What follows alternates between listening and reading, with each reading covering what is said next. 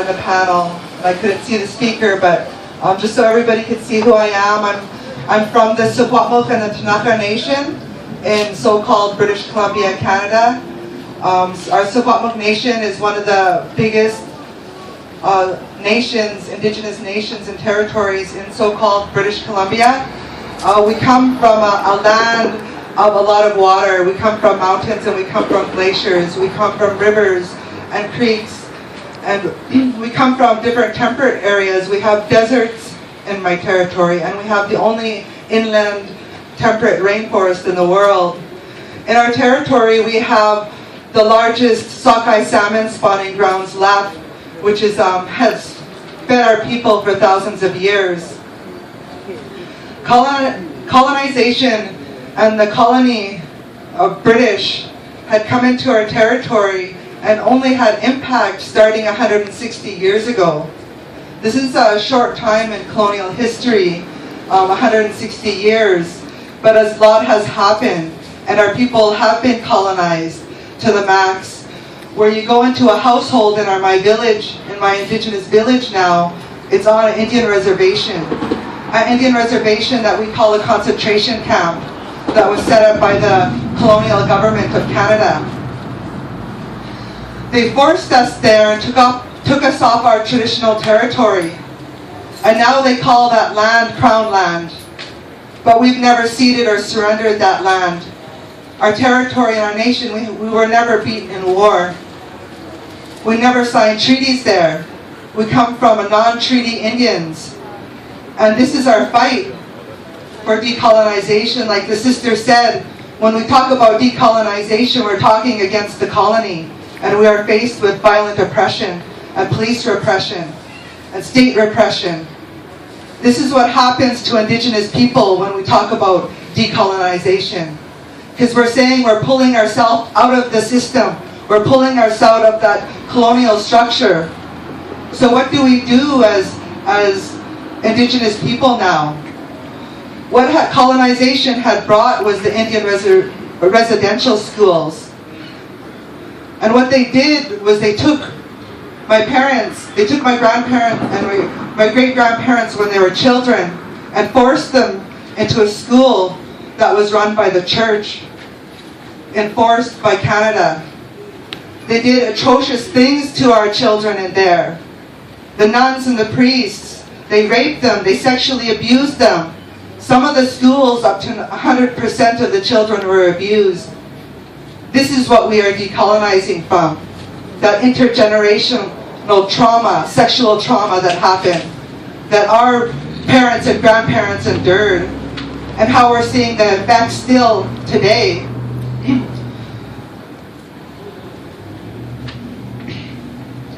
These schools continue today in the Canadian public school system. Nothing has changed.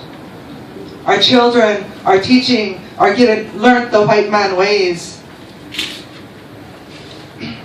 How I got involved into the resistance movement, into the decolonization, was Canada and a Japanese company were trying to expand a ski resort into one of our moose hunting grounds in our mountains, into our watersheds. And our people stood up against that and fought against it. And by taking direction of our elders and our traditional ways of our business and governing ourselves. And the young people were sent out there to build homes all around the mountains. And in that battle, I end up getting arrested and thrown in jail. My son was still breastfeeding from me, and they wouldn't let me out. But sitting in there, I would think about Canada, about the colony, about how I ended up in here away from my baby that's depending on me to feed him. How did I end up in here? And I swore at that point that I never wanted to be a part of this system. I never registered my son, nor I never registered any of my 4 children with the government of Canada. Because I refused to let Canada recognize my children as a Canadian citizen, because that's who we're not.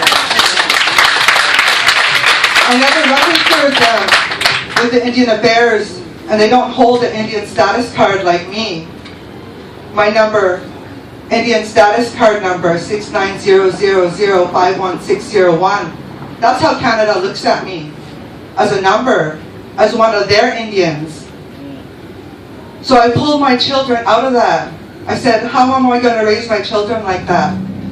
As much as I can of my Indigenous ways. I gave birth to them by myself. No midwife, with their father. Because I never wanted to go into that hospital system and say that I needed that white doctor to deliver my child. I never needed that hospital system to say that I wasn't going to have this baby and cut me open. There's a lot of ways that I went on this path of decolonization, but my auntie, who's a teacher, she's a language teacher, she said, I don't want to use that word no more, decolonization. I want to use reviving and rebuilding our nations as Indigenous people. And not recognizing that word of colony anymore. That we are Indigenous people. When we say we are on a lonely nation, it's not stolen. They didn't steal this land, it's still here. To recognize that this land is here, a lonely nation. And any type of spaces and organizing, everybody recognize that when the first thing that comes out of their mouth hosting any type of event, that it's a lonely nation. And you put that power behind the people here. You put the power behind the nation here by recognizing that. And not saying that this is America. Like when people say, oh, you're from Canada. No, I'm not from Canada. I'm from Secwepemc. I'm from my nation, Secwepemc territory. I don't want to recognize Canada. And if you want to recognize Canada, you could say Klanada, like for the Ku Klux Klan, because that's what they are.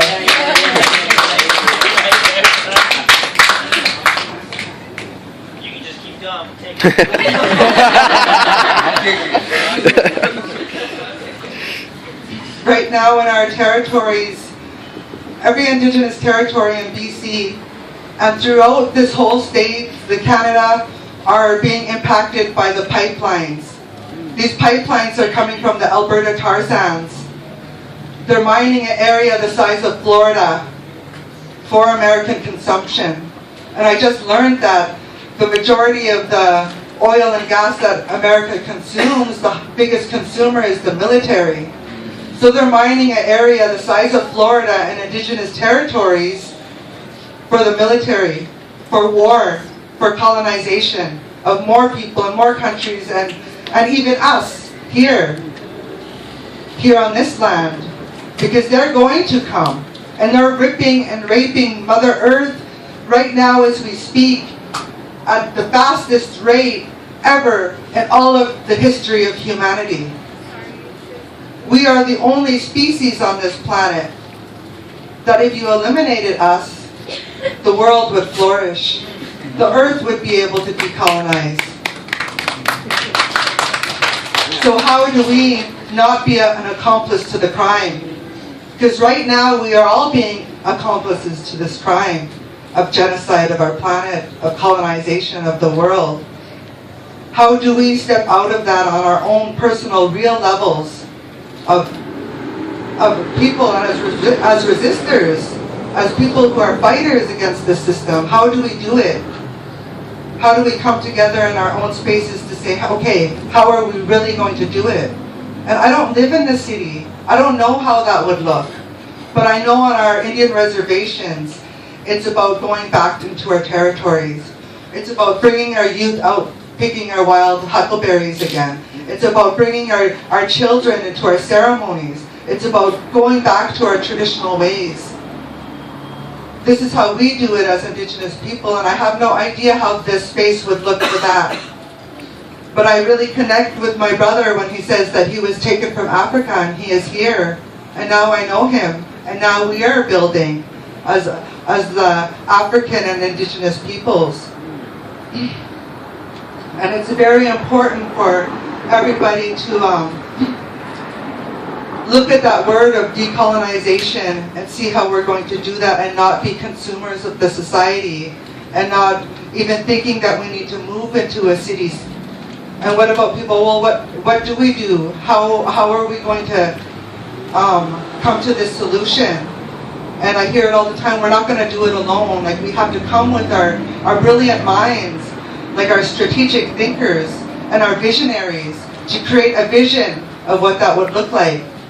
A vision, because that's what we are lacking collectively, is what vision, what are we looking for in the future? You know, 50 years, 100 years, 200 years, 300 years, 500 years, 7 generations ahead. Where are we going? Because we can't get there without first working here in the first 10 years.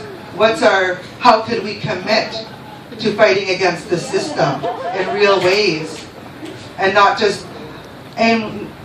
not having no goal in our organizing and going around and not really coming to any real solutions or even getting anywhere.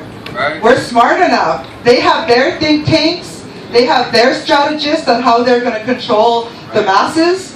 Well, we have to be empowered enough and intelligent enough to do the same.